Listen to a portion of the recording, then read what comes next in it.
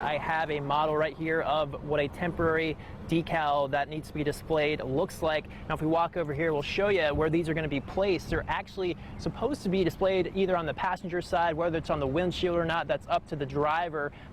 Pro-choice and pro-life advocates tell me they're watching very closely what's going on in other states. For some, nothing beats filling out your bracket on good old pen and paper, but for the tech-savvy crowd, there are dozens of apps you can use to keep track of your wins and losses during the madness. Well, Greg and Judy, this is actually Assembly Street, southbound lanes. You wouldn't normally be able to do this at this moment, standing in the middle of the road. We'll show you why people aren't driving down this way. A tree has been knocked down onto this road. The Internet Crimes Against Children Task Force says last year they arrested about 210 people, and they say year after year that number continues to grow.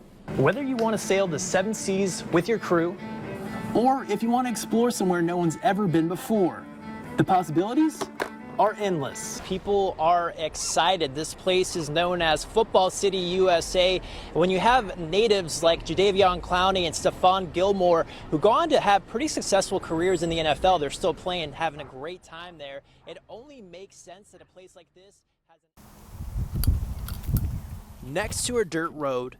I'm literally in the middle of nowhere. In Varnville, South Carolina, Clemente Nelson is rewriting the rules with a paintbrush. People didn't have a sense of pride. Like, everybody wanted to move away. A lot of people I grew up with, you know, that was the mindset that they were taught growing up. If you want to be successful, you have to leave from the area. Nelson is an artist, and the majority of his work embraces South Carolina's rural areas and its people. I feel like through my work, I have an opportunity to share the experiences of people who I grew up with, to represent them on an international scale. He says if you want to make an impact, all you need is a phone and a gift. I'm just showing people, if you put those two things together, you be creative, you never know what can happen. Now, Nelson has been getting a lot of attention on social media for this original painting of Grammy Award-winning artist Kanye West and President Donald Trump. Now, the buzz wasn't necessarily about the art itself, but the price tag. By setting the price at that amount, hopefully it'll give young kids around here a different perception of themselves. Like, you know, somebody from Varnville can price something at $1 million and people might be interested. Nelson says it's all about helping others realize their self-worth, especially those in the forgotten parts of the state. Why can't I be worth $1 million? That's really the question. Why can't one of my paintings be worth $1 million? To me, that's the question. Now, whether it sells or not, Nelson says he isn't going anywhere. He'll be sitting next to that same dirt road. Because you can't put a price on where you're from. Everything is completely formed. Pro-life groups like the South Carolina Citizens for Life say 2020 is shaping up to be a big year for the abortion debate. They believe a fetal heartbeat bill has a good chance at passing next year. Our motto is the first civil right is the right to life.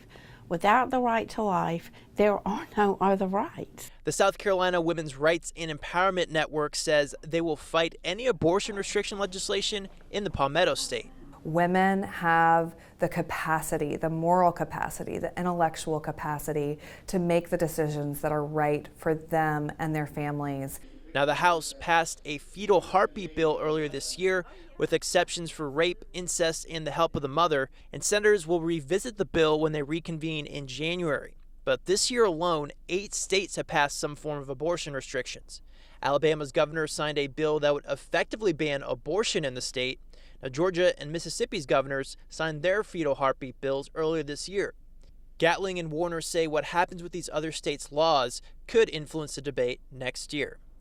We want the abortion debate on the front burner because it keeps the life of the unborn child, the humanity of the unborn child, in the forefront of the public. Reproductive health care is an issue that should be up to the discretion of women and their families, those who are most affected by the decisions, and not by lawmakers trying to score political points.